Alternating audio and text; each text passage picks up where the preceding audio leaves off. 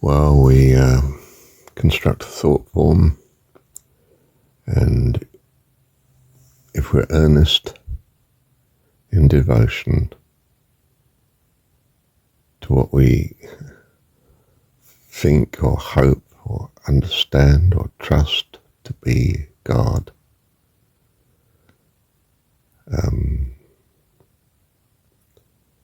our earnestness may reach a pitch where God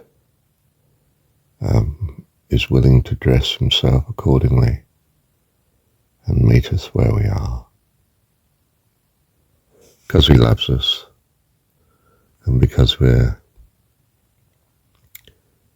so earnestly seeking him.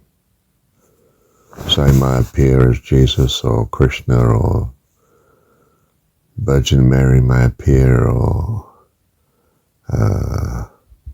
whatever.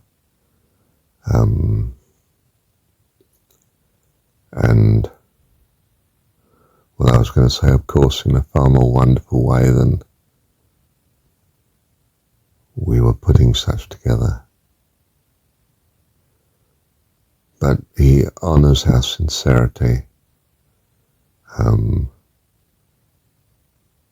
not really our degree of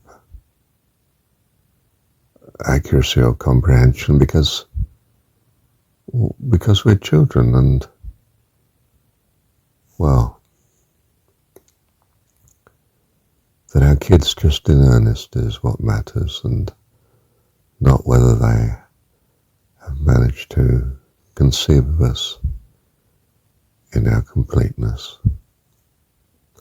How much more then with God, because he loves us, and we want with our heart, all our heart, to love him. And we got various things inaccurately, of course, about his personhood, but he can handle that, of course. Quite simply, he loves us, and when we seek him with all our heart, well, he rewards and honours us, glorifies us, comes to our rescue, because he's a wonderful God, our Dad. So if you like, the thought form I'm building is in the trust that, if you like, the John's Gospel has got something very importantly right, and that's a good avenue to choose to go down, to see God as Heavenly Dad, all powerful and all loving, perhaps. Simply wonderful. I mean, words don't express it, but to say wonderful, profoundly wonderful person that's always with us and in us. And that he may well choose at some time, quite soon, to honour that, and in fact has honoured it always, perhaps.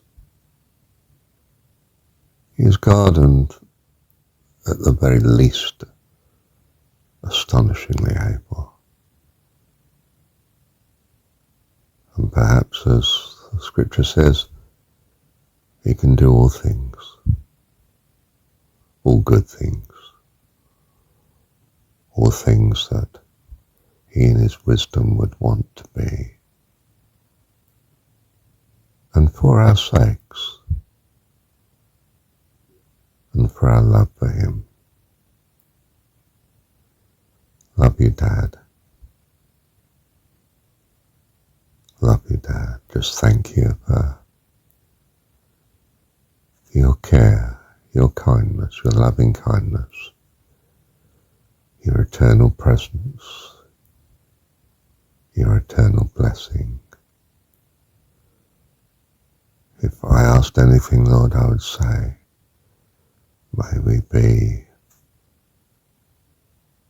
a blessing and a joy to you always. The joy of you is our strength, our joy to you, your joy to us. Love you, love you, love you, Lord. Thank you, Heavenly Dad. Yes, a new friend to me, Al, who meet on my Friday evening meetings. He says, "Are you pursuing truth?" I said, "Oh, basically yes, but I'm not putting it first. I always put God first. In some sense, I won't have the truth, but I do need to have God in my heart, in my thoughts, that which I love with all my heart, soul, mind, and strength. That's the way to happiness, not just ultimately, but in the present as well. You find in that you have meaning to life, a purpose, and the transitory becomes less and less of a burden and a trouble, more and more a joy and a delight. Whatsoever's good and lovely, of course, think on these things. And that's what praise to God is. It's thinking of all the good things that you ascribe to him, which of course heavily tend to be what you at heart value. He's the personification of what you value. What else could you truly love?